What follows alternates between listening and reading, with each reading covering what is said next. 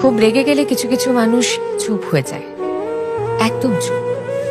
ঝগড়া করে না, চিৎকার করে না, মুখে যা আসে তা বলে দিয়ে পরে সরি, রাগের মাথায় বলে ফেলেছি, কিছু মাইন্ড করো না, এই অবধি যায় না। কেন বলুন তো?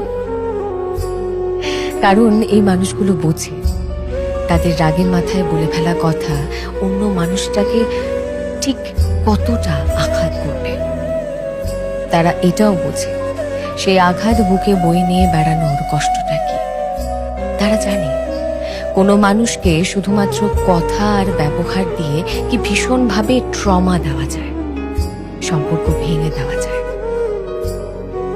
তারা জানে ভেঙে যাওয়া জিনিসগুলো একবার ভেঙে গেলে হাজারো সরি বললেও সেটা আর জোড়া দেওয়া যায় না। তাই রাগের মাথায় সেন্সিবল থাকা, মানুষটার খারাপ লাগবে সে বিষয়ে